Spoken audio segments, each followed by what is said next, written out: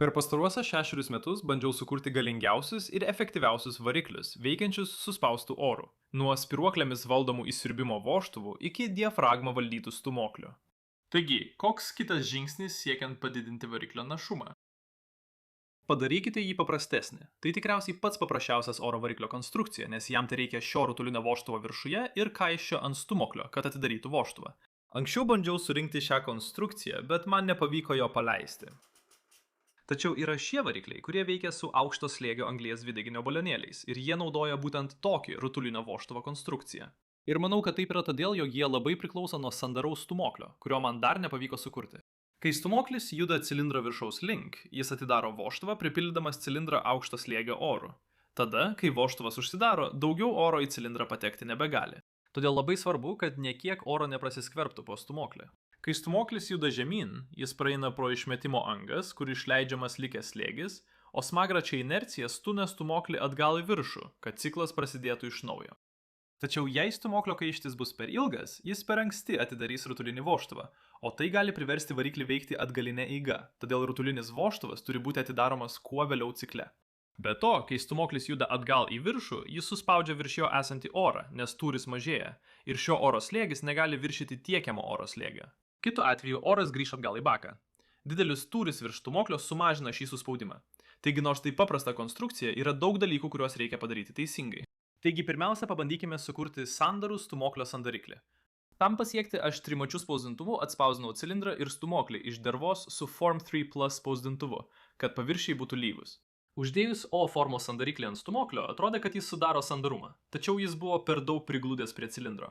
Net ir su šiek tiek tepalo buvo daug trinties, todėl man reikėjo pakoreguoti stūmoklio dydį, kad sumažinčiau O formos sandariklio sąlyčio plotą. Tačiau nesu tikras, ar tai bus visiškai sandaru. Kitas žingsnis – atspausinti alkūninį karterį ir alkūninį veleną, kuriuos atspausinau iš PLA savo Prusa Mark III spausdintuvu. Tada galiu užmauti guolius ant alkūninio veleno ir įstatyti jį į alkūninį karterį, dėl švaistiklio, kuris jungia stūmoklį su alkūniniu velenu. Naudoju tiesiog mažą sulenktą vielos gabalėlį, nes tai puikiai pasiteisino mano ankstesniuose varikliuose. Tada stūmoklis gali užslysti ant vielos, o cilindrą galima užmauti ant jos. Ir galiausiai įsiurbimo vožtuvo rutuliukas bei aukšto slėgio oro tiekimas pritvirtinami viršuje. Bet ar jis veiks?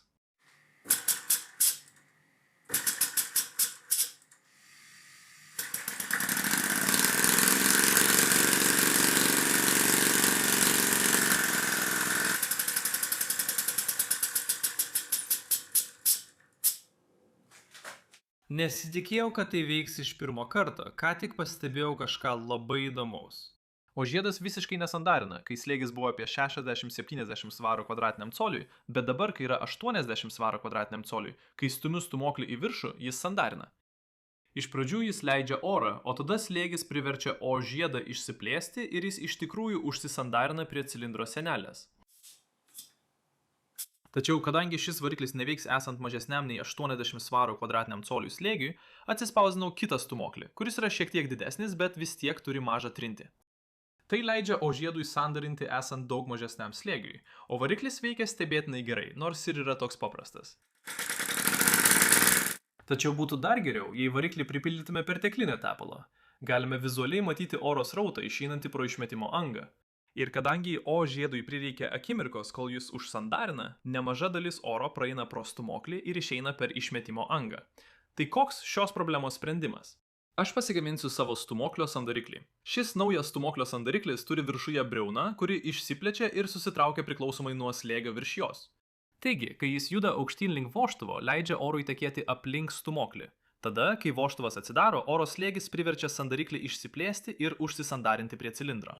Tikiuosi, kad tai bus geriau nei O žiedas sandarinimui. Šias formas atspausdinau trimačiu spausdintuvu ir nusipirkau 2 komponentų silikoną.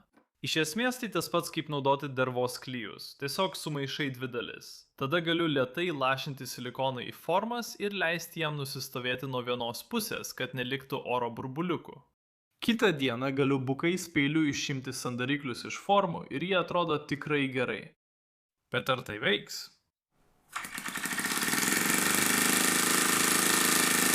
Tai veikia, bet taip pat reikia daug tepalo. Iš gerosios pusės atrodo, kad kai atsidaro įleidimo vožtuvas, aplink stūmoklį praleidžiama daug mažiau oro. Tiesiog reikia šiek tiek pakeisti konstrukciją, kad sumažėtų trintis.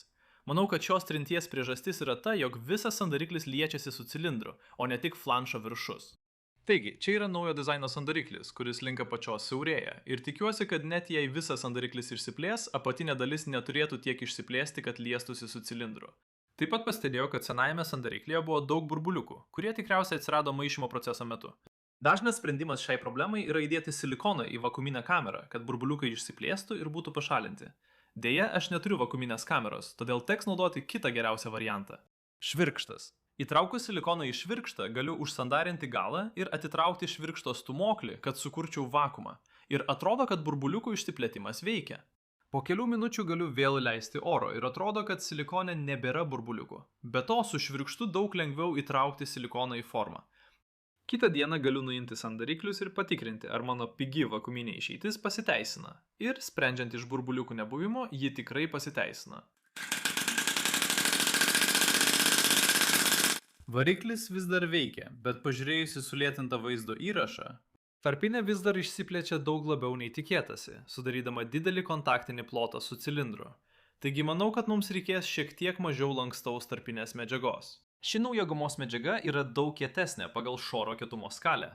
Jei ankstesnis silikonas buvo maždaug kaip guminukas, tai ši medžiaga panaši į pieštuko trintuką. Tačiau greitai supratau, kad dėl to ją labai sunku išimti iš formų, net ir su šiomis nuėmimo juostelėmis. Visgi galiausiai vieną išėmiau ir pavyko ją išbandyti. Tačiau ji buvo per standį ir varikliui reikėtų beveik 80 svarų jėgos kvadratiniam colyje, kad jis veiktų, kaip ir su pradiniu O formos žiedu. Tensiau daugybę stūmoklio tarpiklių bandymus, naudodamas minkštą silikoną ir kietą gumą, bet sekėsi ne itin gerai. Tada prisiminė, šis procesas vadinamas tyrimais ir plėtra nebe priežasties, o iki šiol aš daugiausia dėmesio skiriau tik plėtros pusiai. Taigi, vieną dieną naršydamas eBay radau štai ką – originalų Airhogs Skyshark orų varomo lėktuvą.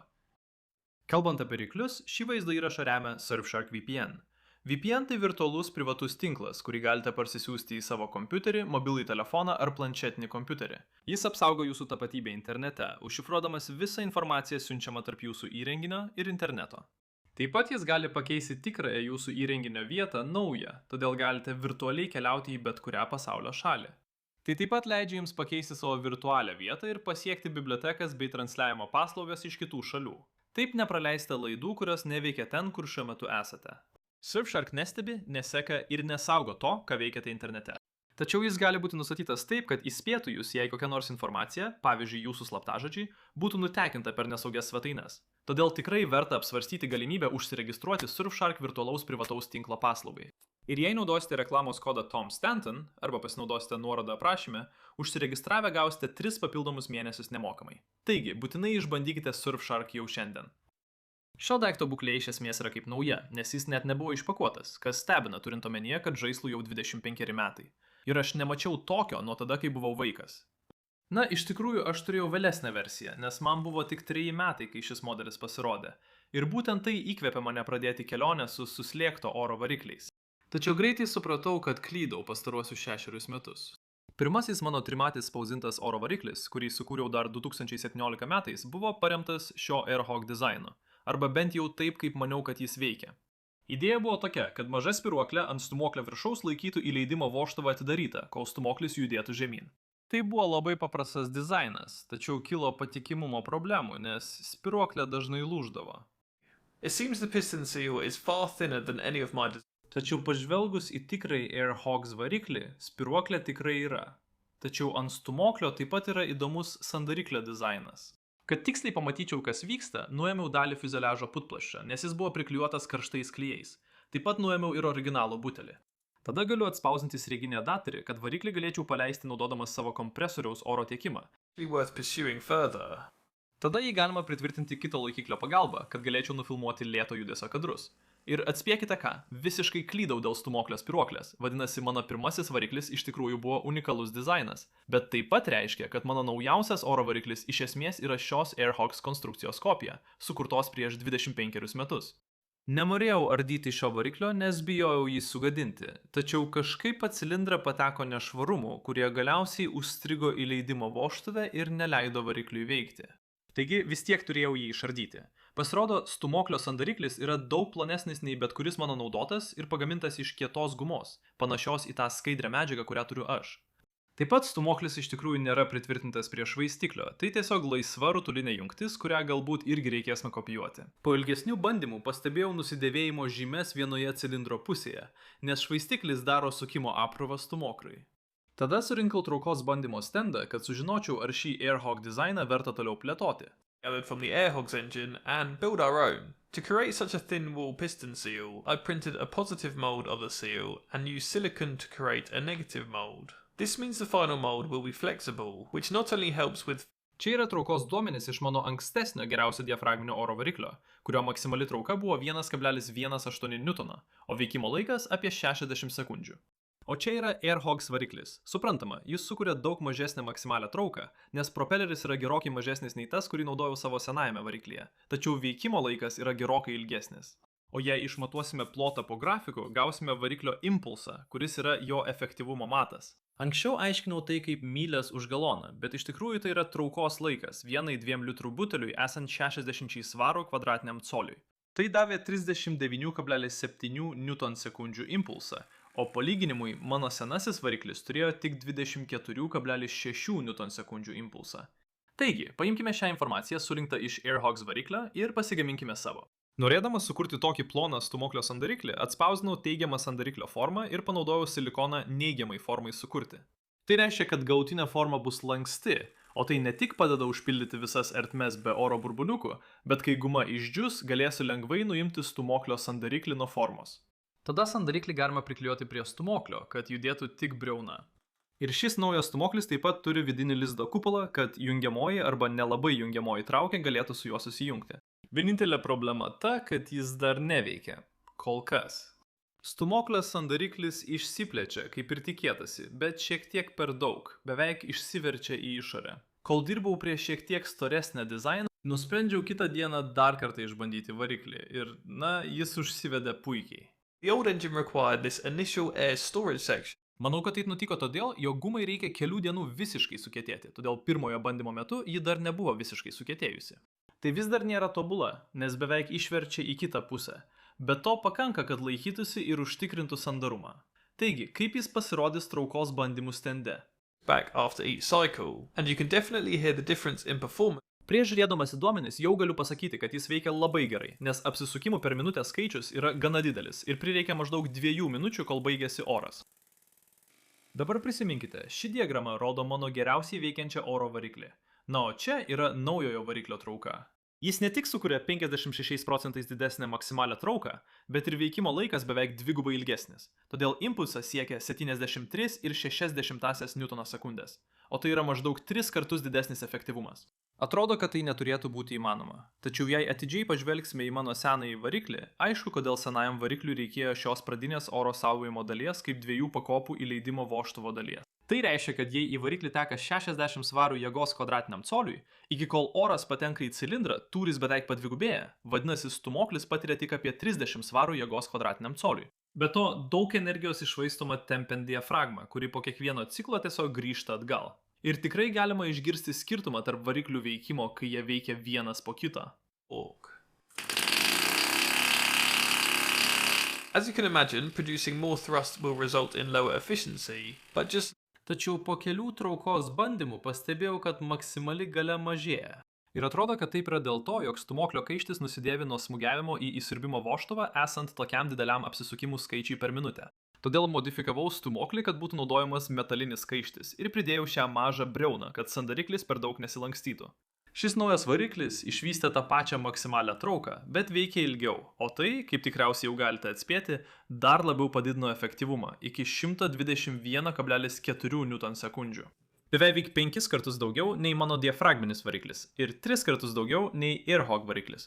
Žinoma, kitas žingsnis yra sumontuoti šį variklį ant lėktuvo, bet prieš tai padarydamas noriu sužinoti, kiek traukos galiu išspausti iš jo. Taigi, kas nutiks, jei padidinsiu stūmoklio eigą? Šis variklis dabar turi 15 mm stūmoklio eigą vietoje ankstesnių 10 mm, o tai turėtų padidinti jo sukimo momentą. Kaip galite įsivaizduoti, didesnė trauka sumažins efektyvumą, bet pažiūrėkite į šio daikto maksimalią trauką – 3,75 Newtonai – maksimali trauka. Tai prilygsta maždaug 380 gramų pakelimui, o mano seno oro varomo lėktuvo bendras svoris buvo 240 gramų. To pakanka, kad jis galėtų skristi vertikaliai. Žinoma, veikimo laikas yra šiek tiek trumpesnis, tik 1 minutė, bet vis tiek sukuriamas 91,6 Newton/sekundės impulsas. Taigi, kitas logiškas žingsnis – sukurti lengvą lėktuvą ir sureguliuoti variklį, kad būtų pasiektas efektyvumo ir traukos balansas. Bet jei norite tai pamatyti kitame vaizdo įraše, turėsite užsiprenumeruoti. Labai ačiū, kad žiūrėjote.